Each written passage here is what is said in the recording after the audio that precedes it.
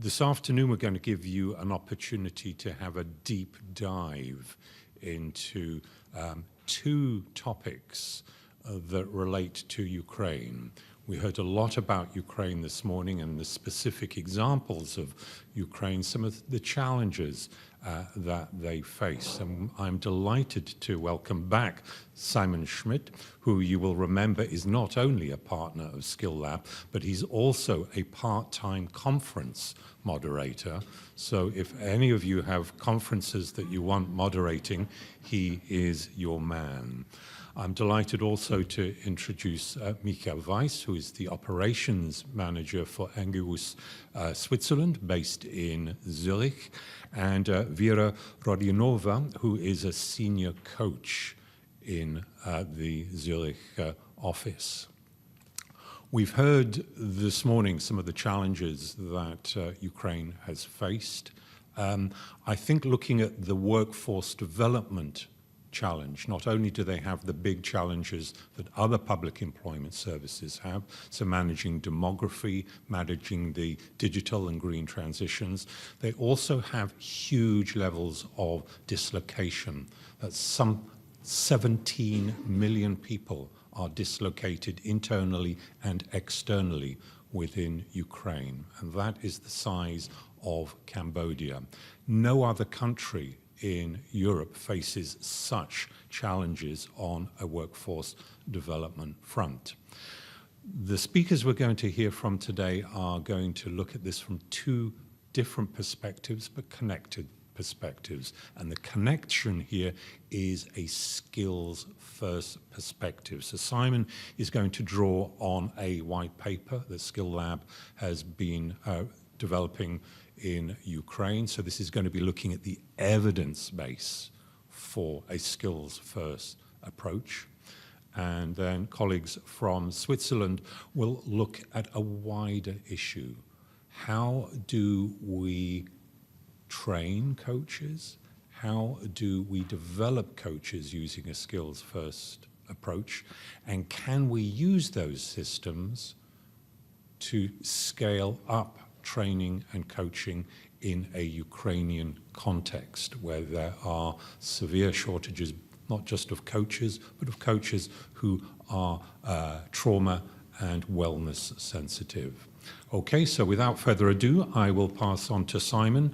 We will have a little workshop discussion here as well, which Simon will discuss. Simon, the floor is yours. Thank you.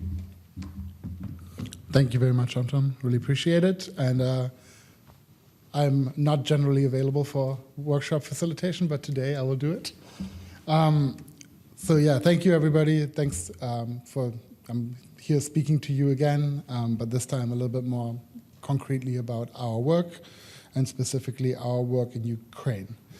And we want to talk about a really critical challenge for the Ukrainian workforce, which is how can we best integrate our veterans back into the workforce, and yeah, how can we reintegrate veterans back into civilian life?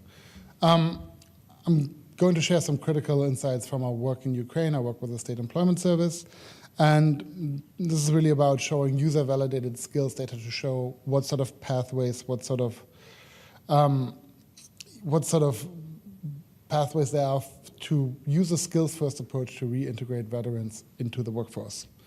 But first, let me talk a little bit about the sheer scale of this challenge. We're talking about a country where prior to the full-scale invasion, the working age population was around 20 million. And now we're dealing with a situation where the total veterans and their family population will be between 4 and 5 million post. This is obviously a quite significant portion of the human capital, and this doesn't even consider internally displaced folks outside of the country. And yeah, it's quite clear that reintegration of this significant part of the workforce will be essential for the nation's human capital, and it's an imperative for national recovery. So how do you tackle a challenge of this magnitude? Our approach in our work with the State Employment Service in a project called Supporting the People and Employers of Ukraine relies on going directly to the source, and the source being people. In partnership with the World Bank and, crucially, the State Employment Service, we have been providing our skills-first career guidance solution to job seekers in Donetsk and in Lviv. And instead of a job title, our solution really follows on what skills have you acquired? As Caspar put it this morning, what can you do, right? And how do you make this work transferable? In this work, we've engaged with over 14,000 job seekers, and those 14,000 job seekers have entered over 1 million unique skills in our database. And that obviously provides a pretty unique ground floor approach as to what the skill landscape in Ukraine looks like, and really a ground level view of the Ukrainian labor market. But before we look at the big picture and delve into the data, we also want to really look at what does this mean for the individual, what does recognizing and talking and realizing your own skills look like for the individual. And when people use a skills-first approach, we see a dramatic shift in their perspective. Over half of the people report seeing an increase in skill discovery, an increase in skill confidence, and an increase in knowledge about their career pathways and required skills, with over 96% of users reporting really meaningful interactions with the Skill App platform. This process doesn't just provide a view of skills, but it also builds agency and hope, which is the fundamental for a successful job search in our view. Now, going over to the veteran side, veterans themselves have added over 10,000 skills on the platform, and below you see a little bit of an overview of what those occupations are and what those military skills are. And you see a couple of things that you would expect: military combat techniques, military weaponry, operate radio equipment, basically what we imagine when we think about military skills. But if you look a little bit closer, woven throughout are skills that are truly transversal, truly transferable to other occupations. Teamwork principles, manage staff, apply conflict management, create solutions to problems. These are skills that are valuable not just in the military, but really beyond the military. And these transversal or soft skills are in demand across different industries. So how do these skills match and these profiles match the civilian labor market? In our sample, over 80% of veteran profiles showed strong compatibility with jobs and occupations outside of the armed forces and security sector. 69% of veteran profiles, almost 7 in 10 profiles, showed a match to a career that was considered in demand based on the local labor market data. So there are not just skills that are transferable, there are skill sets that are transferable, which is important. Now, what about motivation, right? Like it's nice to have the skills for a job, but if you don't want to do that job, it's not particularly interesting. And there is clear evidence that veterans' ambitions are broad and diverse. So you see sort of expected roles that make sense. Moving truck driver, if you worked as a truck driver in the military. Gate guard, that is sort of a logical transfer from the military. But you also see real diversity, from lawyer to paramedic to human resource officer or sales manager. There's a real breadth in the jobs and ambitions that veterans have, and this is a critical insight for us employment professionals as well, right? That there is life beyond the military, and life beyond the military is not necessarily what we think it is. Now we get to the more fun and interactive part, and we want to talk a little bit about how we can translate those skills and engage you, the audience, in this as well. So what I would like you to do is take one of the skills we saw on the work cloud. It was one of the bigger skills in the work cloud, and it was use different communication channels, and look at and talk to your neighbor, talk to the people behind you about where might this skill be useful? What sort of occupation, what sort of job would be a good landing spot for someone who has that skill, knowing nothing else about that person? If you can settle on 2 skills, I'll give you about maybe a minute or 2 to talk amongst each other and talk a little bit about, what does it mean? What does it mean for one skill that is really prevalent in military personnel? What does that skill mean for other occupations? So I'll encourage you to exchange amongst each other. Is this not the slide? Oh, with all the skills. But this is only about the one skill. This is only, this one? So what you mean maybe is not clear, that we have this skill. Yeah. And based on this skill, what Yeah, what occupation, what job would this skill be really useful for? No, just this skill of use different communication. This very specific skill right here.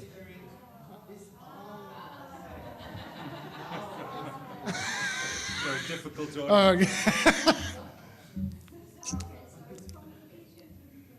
Yeah, use different communication channels. And in the military, this means like using radio communications, sharing GPS data, whatever it might be.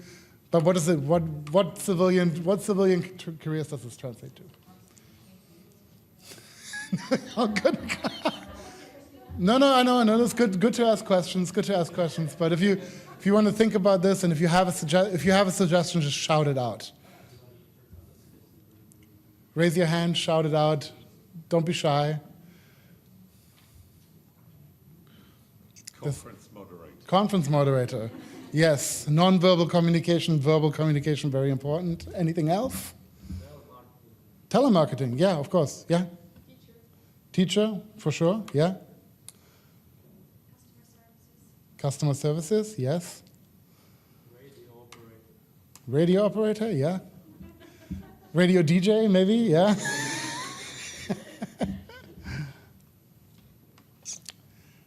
I think the point is in the ESCO database, in the ESCO skill and occupation taxonomy, there are over 3,000 occupations.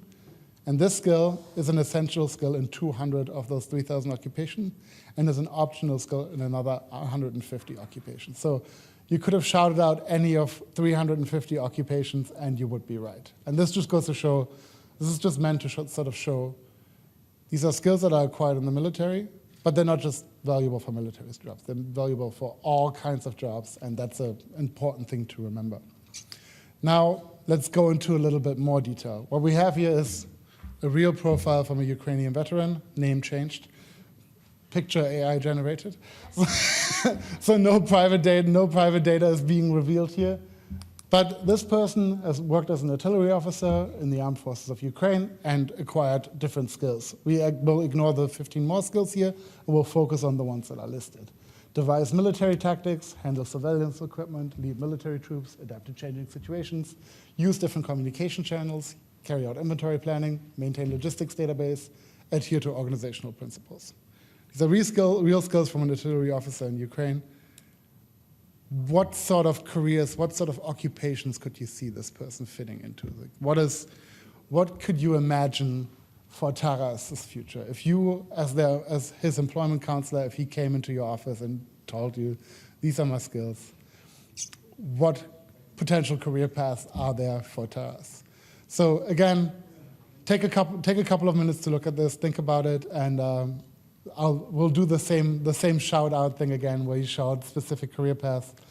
I would also like you to think about what sort of training programs, what sort of training could support a switch into that career path. So if you're thinking, for example, like, oh, this seems to fit a career in dancing, maybe a rhythm class would be good for him. So just think about this for a little bit, and if you have any ideas, please shout them out. Supply chain manager, yes, logistics manager, supply chain management, that's certainly something that's in there. And one thing that's really interesting that we've seen with Ukrainian veterans specifically is because these units are organized so independently, logistics skills are found across many, many different Ukrainian veterans. So this is something that we see across because they do their own ordering of supplies. They're pretty independent in how they operate. And these are real skills that are transferable to the real world. Anything else? To be honest, he's already overqualified. He could be white-collar worker in every of like leading positions in any of company. Because he's a leading manager, he could be like director of logistic company, wherever. I mean, that like profile is so demanding in the armed forces that he wouldn't have any problem to integrate it back to the civilian life with one condition: if health is okay, Yeah. mental and physical. I think that's very true. But I would point out that we met Taras because he was with the State Employment Service and he didn't find work independently, right? So despite the wealth of experiences, veterans are facing trouble translating those experiences. And that's partially because for a career in logistics, as Charlie has pointed out, there are other requirements, right? Like there are certification requirements, there are technical requirements. Do you need to be SAP certified? Do you need to know how to use a enterprise resource planning software? Do you need specific industry certification? So even if a pathway seems really obvious from those skills, we have to think about the gaps as well. So what prevents Taras from directly entering an industry? And being a teacher, there's actually a really good example of one of our users. It's a real user story of, I don't know what his armed forces role was from the top of my head, but he became a teacher at the military college. So he became a physical education teacher because of his leadership experience and experience leading other folks in the Army. Yeah, no, but it's...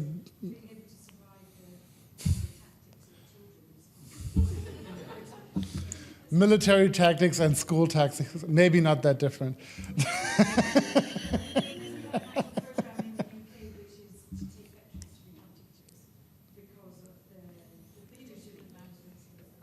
Yeah. Other things that we internally, when we looked at this profile, talked about was project coordination, project management, because of the adhere to organizational guidelines, planning, the lead military troops. Well, this is a specific military skill. This obviously translates quite well to team management as well, to team and project management. So I think the takeaway here is that these are skills specifically acquired in military context, but these profiles are really transferable, really valuable. And if you looked at the headline artillery officer, you may not necessarily immediately be thinking, oh, logistics manager, project manager, right? But then you dive a level deeper, you look at the skills first, and you see, oh yeah, that's a really good match. So the encouragement here is the call to action for veteran integration is to really champion the skills-first approach and think about skills. So as counselors, train counselors to look beyond the titles and look at what's underneath those titles, what are people actually doing, to, again, I keep reiterating what Caspar said, what can people do, right? What can people do is really an operationalization of a skills-first approach is to ask yourself, what can people do? Realize the full spectrum of a veteran's skills and look at a broader range of opportunities. The second piece is translate for employers. If you send this resume to an employer, they may be like, what am I supposed to do with this artillery officer for logistics? So there's a need for employment services, for employment intermediaries to do some of that translation work with and for employers, teach employers. I think the British high schools, if a bunch of veterans came to British high schools and said we want to teach, the high schools may not necessarily be receptive to that, but after explaining the rationale, I saw a hand go up.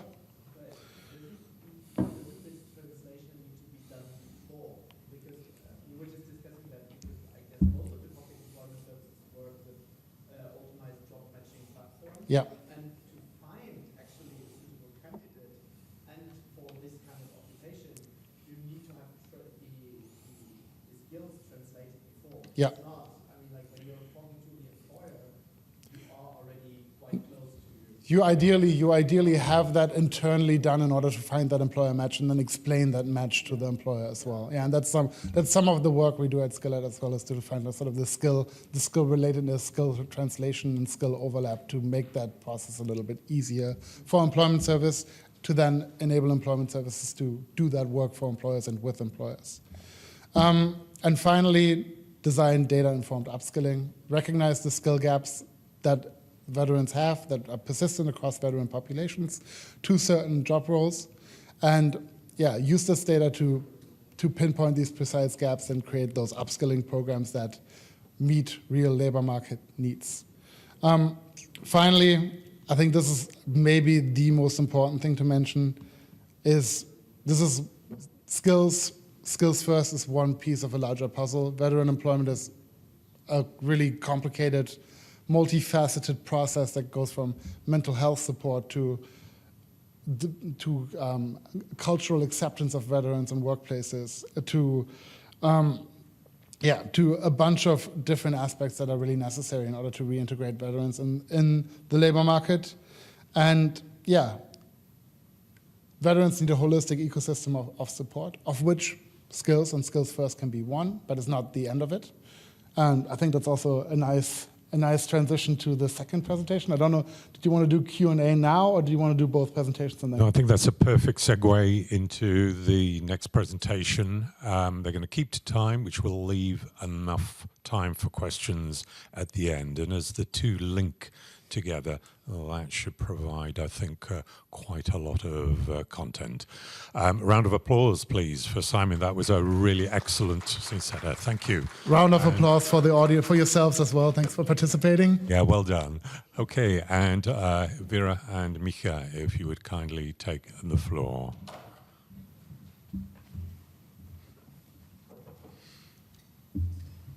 Good afternoon, everybody. Welcome to our presentation about skills that we and experiences that we had with coaching in Switzerland. And we would like to talk about this now. Before doing so, we would like to introduce a little bit about Ingeus, what we are and where we come from.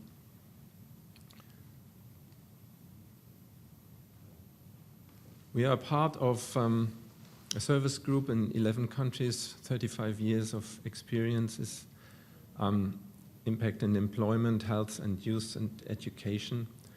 And in 23, when we started in Zurich, we made the support, we decided to change our focus and to support Ukrainian refugees. Before that, we were just responsible for youth and education and vulnerable groups, but we decided to put the focus on the Ukraine, to make peer coachings and bring Ukrainians into a perfect integration in the countries where they had to go.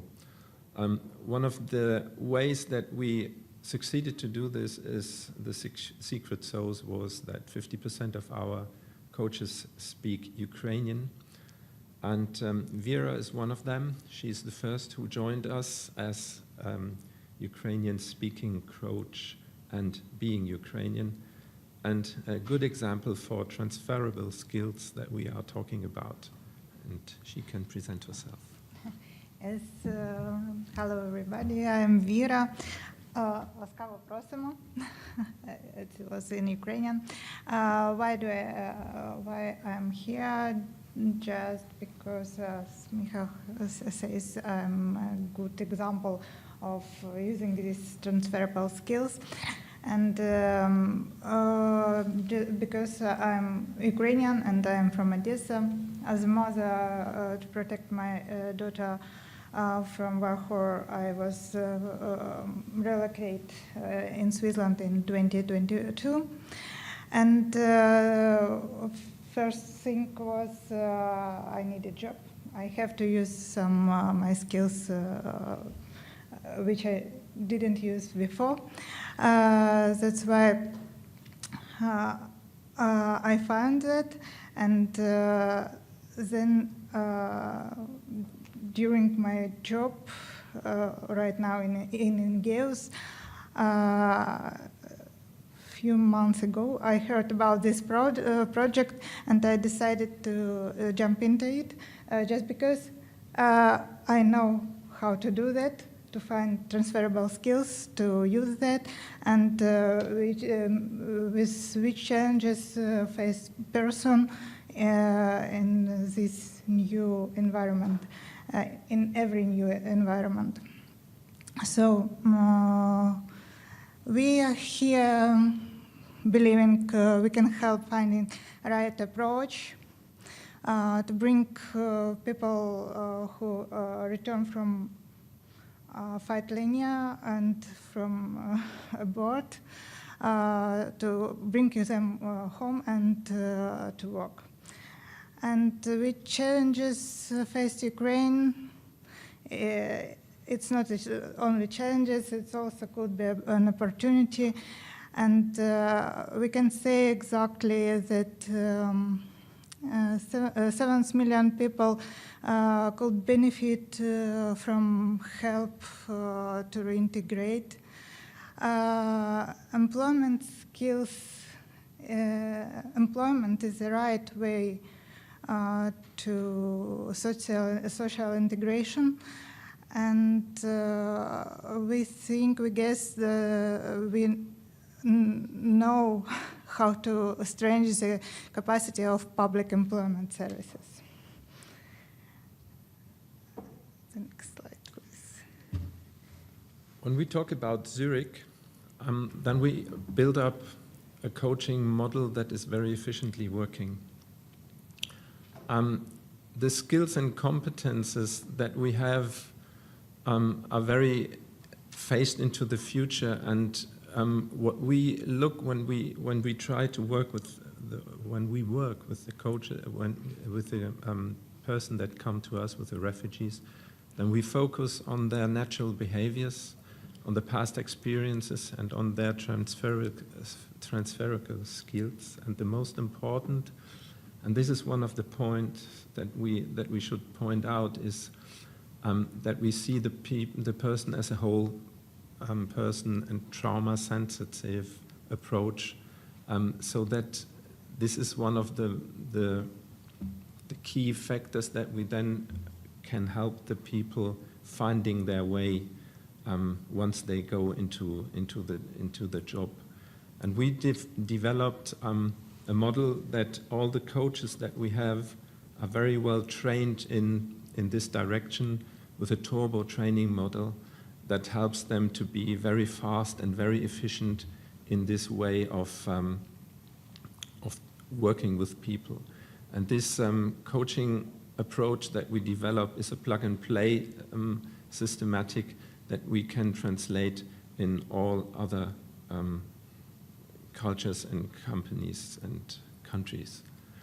The most important approach that we have when we work with our customers is that we go in the job first. This is a holistic approach that we say, whenever you have a mental or whatever subject that goes with you, whenever you have a story that hinders you of going forward in your way, then finding a job is the first thing, or is something that stabilizes you within the life, and that gives you a reason to be and to stand up and to be with a team and go forward in whatever they do. This is something that we found out is extremely important, and this is one of the subjects that we really go into it, that we help the people more to be motivated to go into this, and not to be afraid of going into a job, but in contrary, to go really into this job. And the way that we do it is that the coach, as somebody who is close to them, accompanies them for a long time. And this is, as we have been talking about, the secret sauce, because when they have traumas and issues that they take with us, then this partnership will help them to really go into it and stabilize them, so that at the end there is a good balance between work and life. Is this yours, I think? Yes, exactly.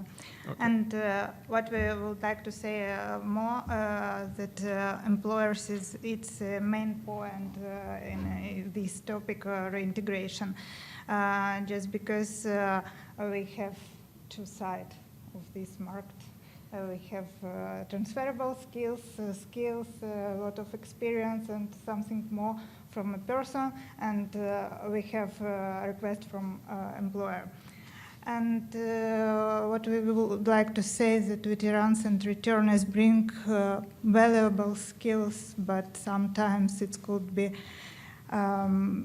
difficult, and they may face stigma. But everywhere ended sometime. Sorry for this. Veterans come home and might be perceived as disengaged, not motivated. It's some produced attitude, it's life, but it could be. How to bring them back at work and in teams that need a human touch.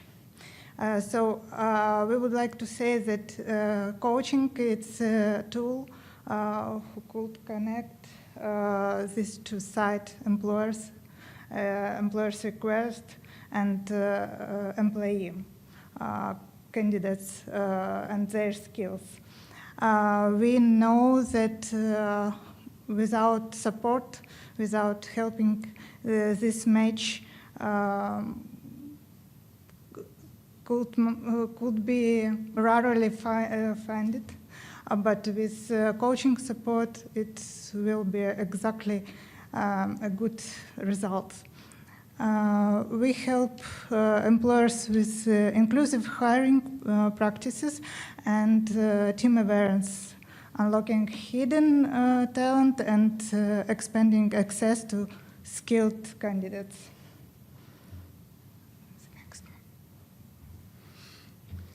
What we learned in Switzerland, this might be quite relevant, and we have some interesting figures that helped us understand that we might be on the right way. With this 10 years of impact, that we really have very, very well-educated coaches that know to deal with mental health, with trauma, and with job placement all over all ages. One of the things that we do is, for example, a long extended support. We don't stop just when the contract is signed. We accompany them for many, many months more, because the real work starts when they go into the teams. The real work starts there, where they have to be accepted by the other teams members when they go in there. And we are talking always about the capability of the people, what they are able to do. The one thing is what they are able to do on the technical and on their capability side. And on the other side, it's their way of communication and behavior. And communication and behavior is always underestimated on the worth on the value. There's a lot of people say, yeah, when I'm very well skilled, I will easily find a job, which is not the case, because it is more than 80% of the reason that somebody is taking in, that's because of his personality and because of his capability to cope with the others and communication. And this is something that we accompany when we as coach are on their way with them, how to behave in a job discussion when they try to get the job, and how to behave once they are in the job. And this is the most challenging point, and this is the reason that we have this 70% of success, that when we get 10 people to bring into a job, then for 7 people we find the job. And from 100 clients that we accompany, 90% appreciate this this way of extended support, that we are with them, that we help them. Hey, how can I now go with this team? They don't like me. I have a problem here. I have a problem there. What shall I do? And instead of running away and then quitting the job and being again on the market, which is very often the case, we invest more time there, and then the retention is much, much more intensive and much higher, and this is the success that we have. This is very, very intensive for the coaches to do. This is very, very difficult to train for the coaches, but once they do it and once they understand it, that's the way that we have this success rate. we're not always paid for that, but we love the success that we have with it. So maybe to sum it up, what the small Switzerland can do for Ukraine is to bring it together in this understanding of social integration is one of the most important topics that we want to have as a success factor. This is what brings us this 70% of success to the job. The focus on transferable skills, where can I put my capabilities elsewhere, but as well with my communication skills, which are very often not seen as one of the important points. Concentrate on the mental health, because the mental health is a subject we need to address it, we need to accompany it, and have this modular training available for the Ukraine, adapted with the partners, and that this. And another point, which is for Ingeus very helpful, is that we already have 2 countries. They have experiences besides from us, which is Canada and Australia. So we can focus on that too, and that we can scale and take our abilities across borders and cultures. So this is it, unless you have to add something. No, it's completed. Okay, so thank you very much. Thank you very much indeed, both of you. Great. And I think the takeaway there builds on what Simon was talking about. So this is about really practically using skills, identifiable skills, transferring those skills to other areas. So we're looking at training, recruiting, developing coaches who are already refugees to train and support other refugees into the labour market. 70% is a pretty remarkable job outcome rate, I think, for any cohort that employment services work with, but also using the same techniques to support refugees into employment. So the synergies there with, I think, what Skill Lab are talking about are very, very close. I'd like to open up the floor. I'm sure there are a few questions. I'm not going to allow any of you out of this room until we get at least 3 questions. So anybody would like to ask a question? Charlie there at the back, who's always very reliable and often asks very difficult questions. Charlie, make it simple. One question, you had a 47.5 benchmark, 70% outcome, and then the benchmark. So you noticed that, yeah. So where is that benchmark coming from? And then the second part of the question is, in this intervention or process, is there any financial incentive for any one of the parties, whether it be government, the job seeker, or the training providers? So this micro is on? Yeah, perfect. Yeah, thank you that you noticed this 45%. I didn't focus on that. When we work in Switzerland to support refugees, we need to have our programs tested and accredited. And you are only to work allowed to work and get these refugees then sent by the cities and whoever is in charge of them, if you meet the expectations. And this 45% is driven from the political side, that they said this is what we need in the minimum. And yeah, and we bring it up to 70% because we have a different way of working with this task that we gave ourselves. Because in 23, when we said, okay, now we would like to support Ukrainian people more, then we decided as well to say, okay, we need more time for them. We need to prolong our support for them for much more, because we know and this is what the coaches brought with us. We cannot let them just go into the job. This is too risky. And so this combination then brought this. But the point is, indeed, yeah, it is for us less, we don't get as much money as the others do because we stay longer. But we have more success with this. And this is what makes us happy. This is the investigation and the support we would like to give for this project. Okay, great. Thank you very much. I think that's a good, clear answer there. Any other questions, please? At the back there, please. Thank you. Yes, hello, thank you. It's very interesting presentations. I'm interested you talk about mental health and well-being support. Can you give us some practical examples of the things that you are doing? And I come at this from an employer perspective. So when I was the head of our military program at Amazon, when I worked there, we were approached by one of the suppliers that Amazon used. It was a Ukrainian company, and they came to us and said, you have a mental health and well-being program internally, and we know that we're not able to access that, but can you give us some of the practical advice that your employees get? So I'm just interested to what practical advice you're giving to the employers from that, and obviously specifically from Ukrainian veterans and refugees, because it's a very specific conflict that's going on. Thank you for the question.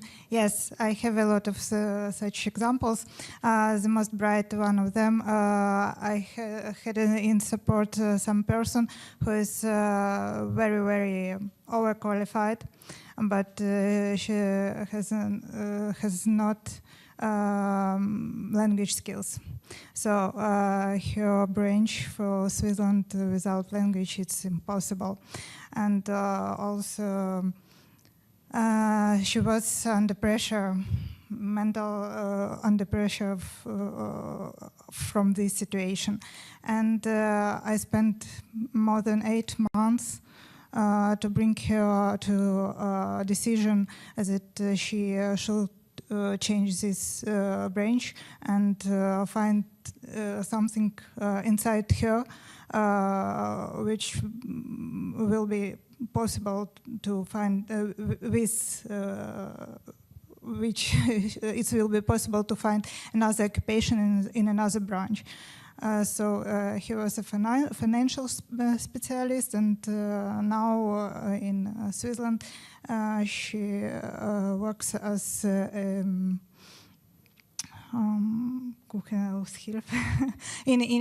a kitchen, in a restaurant. I have to say it's not the best example, but this person is satisfied with her occupation right now. And I also would like to say she have a better life now. She almost independent in financial topic, and she know she have an opportunity to build a new life in Switzerland. Just because returning in Ukraine for her, it's right now impossible. This is, to my perspective, a very important topic, because it is more than helpful that we know about the skills, what the people are capable to do. In theory is the one thing, and in reality it's very often another thing. How happy are they really with what they have been doing and what they will do?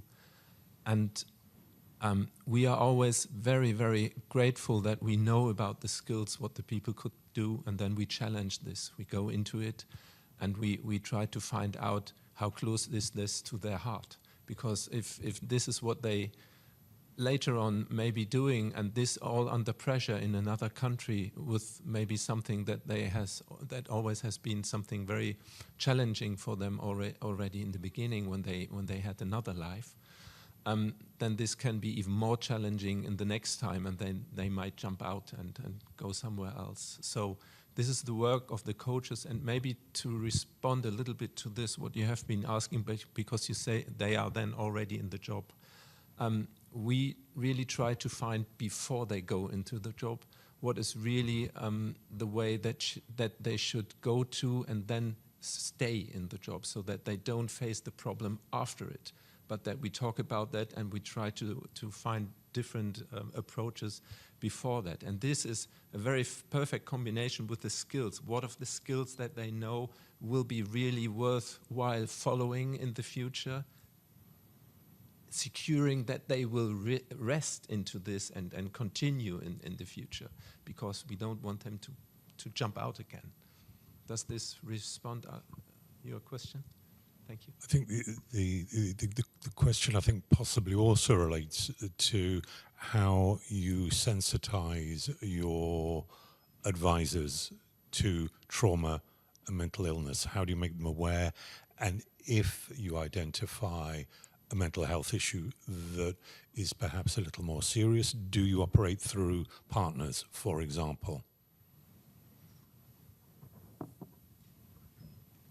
If this is really deeply mental subject, yes, of course, then we have psychological and therapists that go with us. We always do this in a triangle and discuss with them. And this is very important too. We just don't delegate that. We just don't say, you go there and then you talk with them. We have the discussion among others, so we have always a feedback situation between, and so that we can work with the results that comes out of whatever therapy activity this is. And we should, I mean, everybody of you who has already been working with traumatized people knows that this is a really crucial subject that they might face. And if we are aware of what they are doing there, then we can better focus on what they should do in future with this. Great. Thank you very much. May I tell you about my pain about this topic, work with mental health and psychological support in Switzerland. In Switzerland, Ukrainian could not be Ukrainian education and psychological branch could not be full recognized, and that's why almost all people who are directed to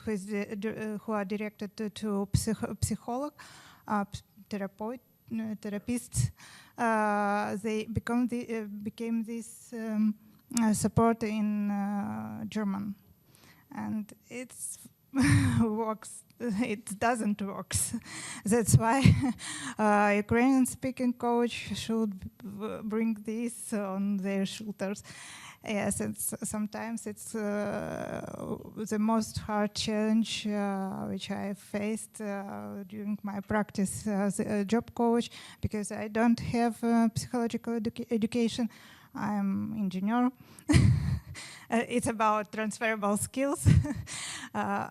So it's important to have this exactly about mental health. What I would like to say at the first on the mother tongue.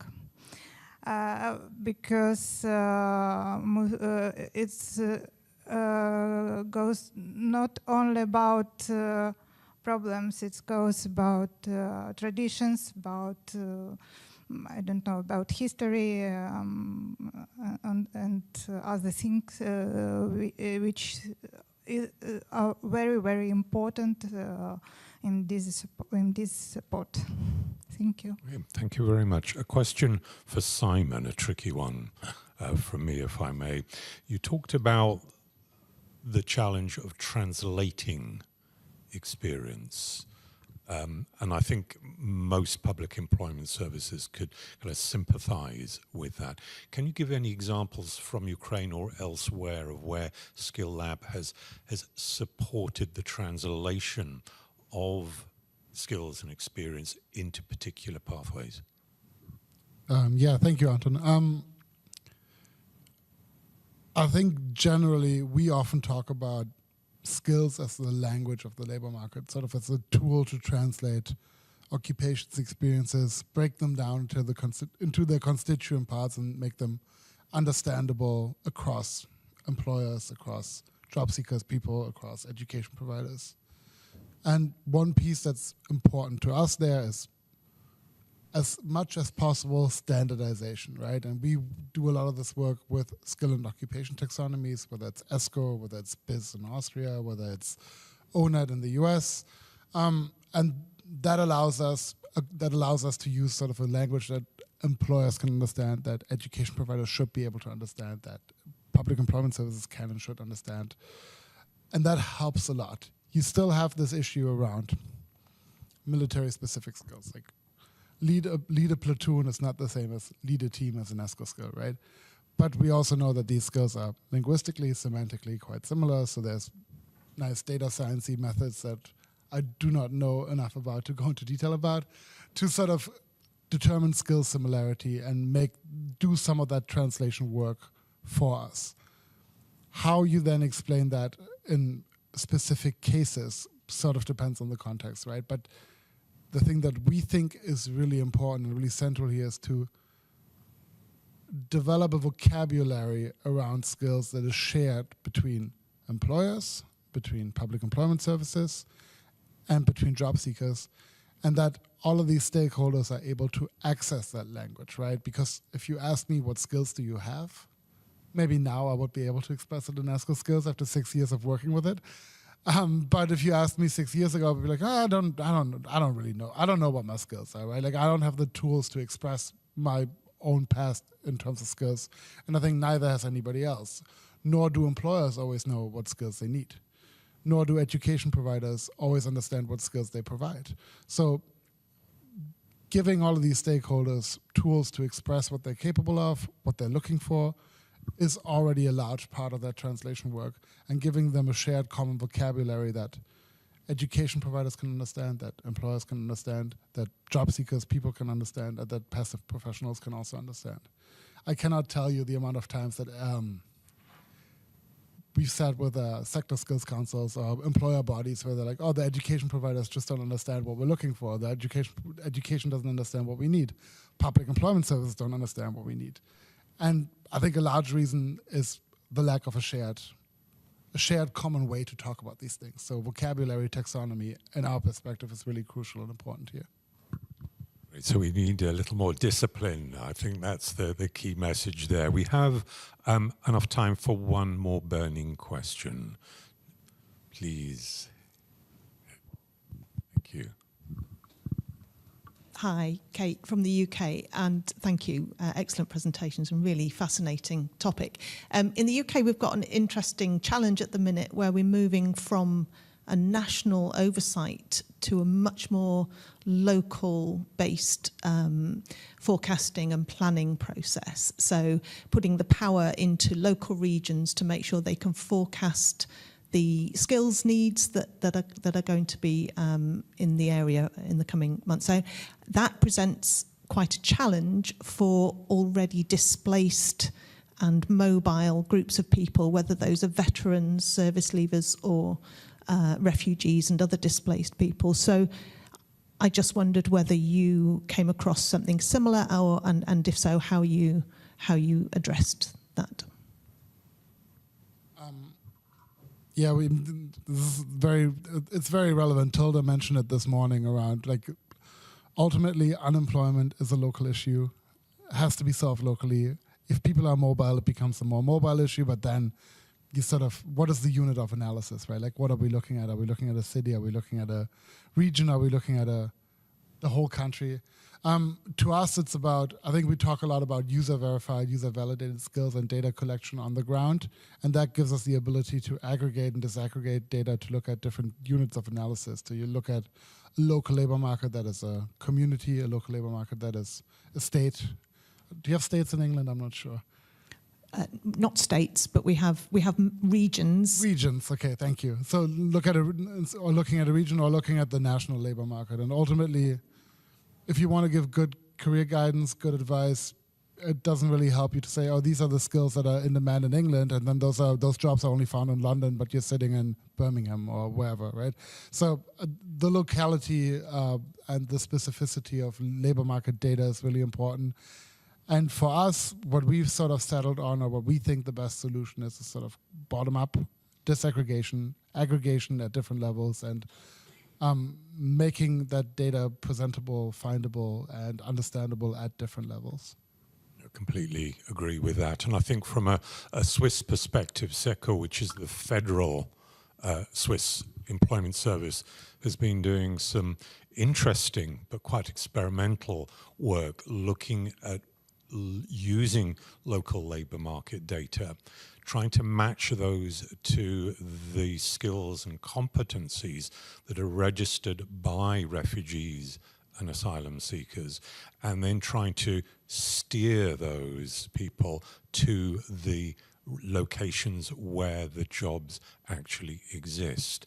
The evidence about success is a bit mixed, I think, at the moment. There's still some way to go, but the principle is really quite interesting, that you can essentially steer groups of people to areas where the jobs are being generated. And if you need any further information on that, I can get you that from SECO. But I think that essentially will be important for a number of countries. Finland too is devolving its services quite rapidly and is finding some of those problems. Denmark did so a few years ago and came across a rather sticky issue around local labour markets versus regional labour markets and travel to work patterns and national labour markets, and managing that aggregated data at a national level. So thank you very much for the question. Thank you very much for your attention and for your participation. I'd like to thank our speakers again, Simon, Mika, and Vera, for their really very interesting interventions. You have another workshop to go to in D, so give them a big smile and say that this workshop was a lot better. Okay? So thank you very much indeed. Thank you.